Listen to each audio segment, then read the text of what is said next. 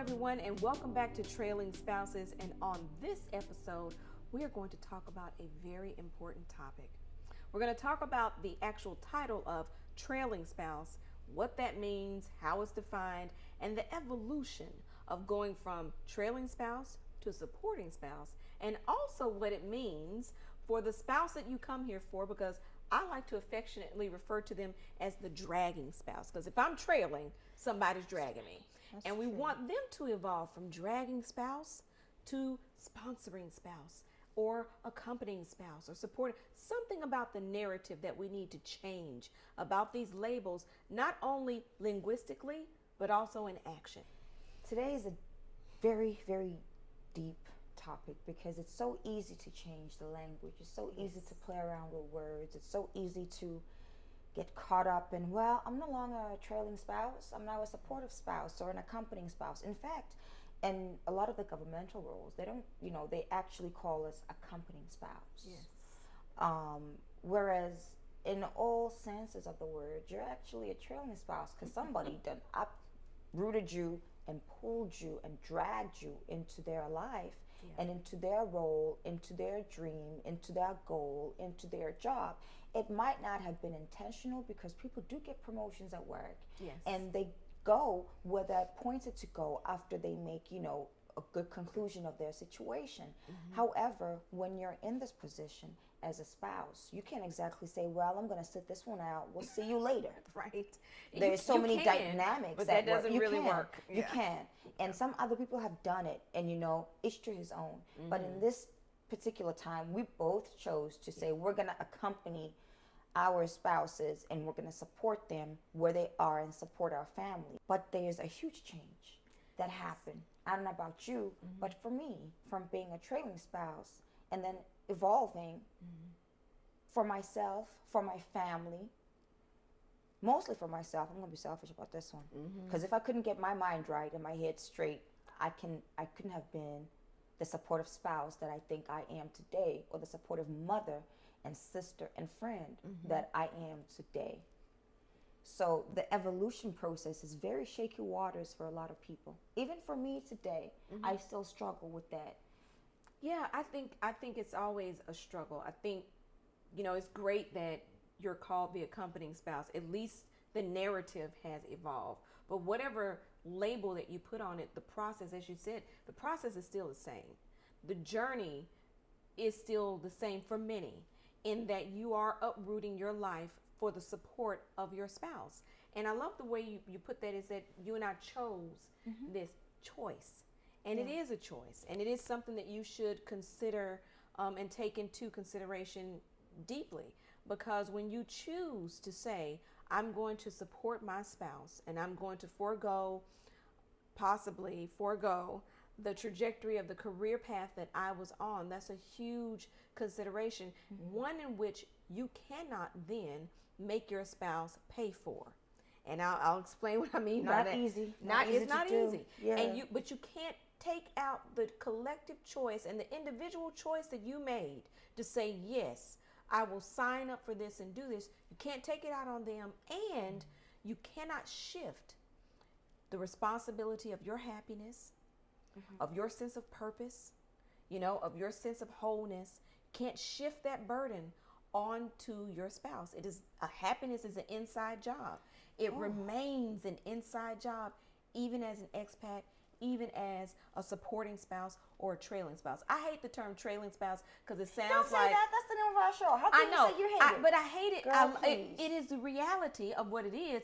But sometimes initially I hated it because it made me feel like I was like dead roadkill being drugged behind a car, like I was just trailing behind somebody. Let's change the picture. I know. You're a trailing spouse now who is supportively trailing because you've got kids. Yes.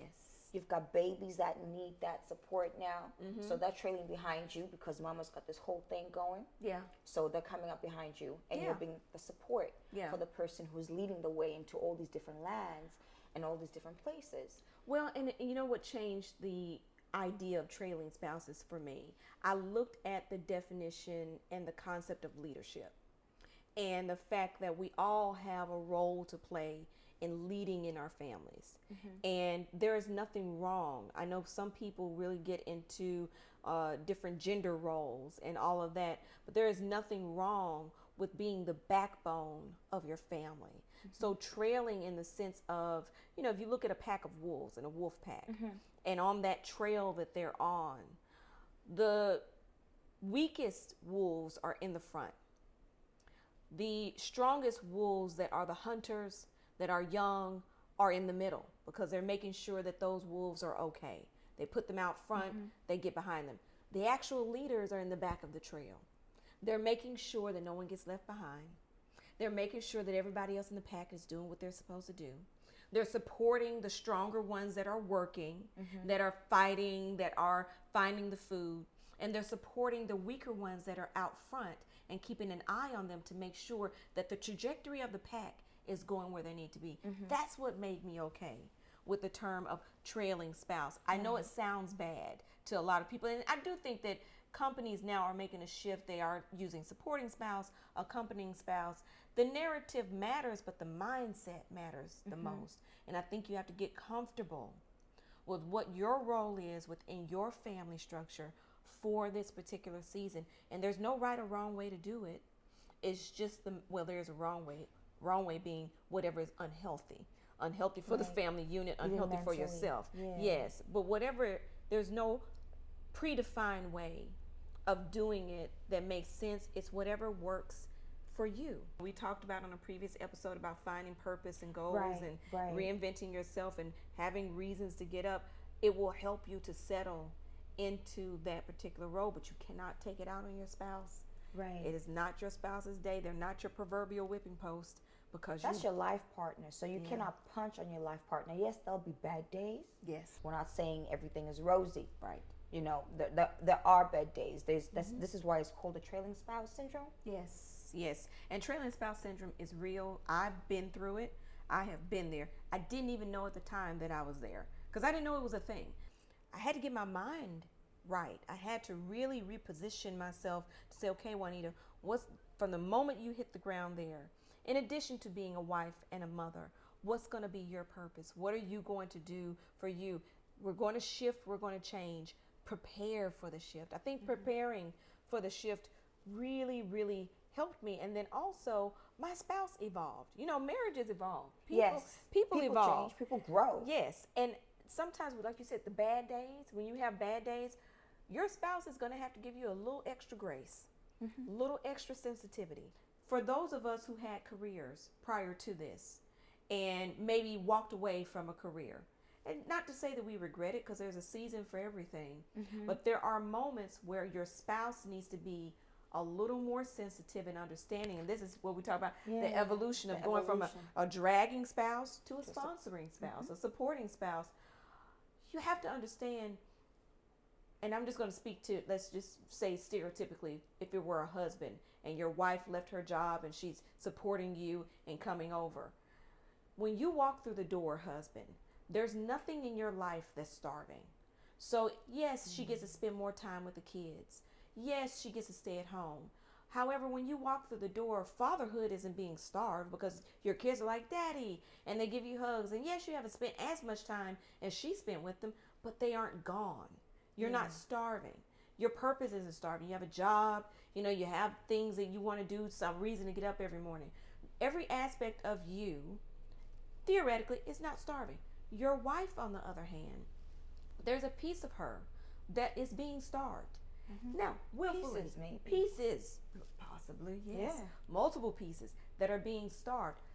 Willfully, we chose to do so. Doesn't always feel like starvation sometimes every day, but there will be days where the impact will be felt, where we will be greater than other days, where that aspect that's being starved, the hunger pain, will be greater some days than other. In the beginning, when I was in London, I really missed being a lawyer, and I was starving. That aspect of me was hungry and starving, and it was a great deal of pain, and I had to navigate through that. You got to be sensitive in your spouse's navigation of starvation in their aspect of their life. Got to be aware. You got to. And be present.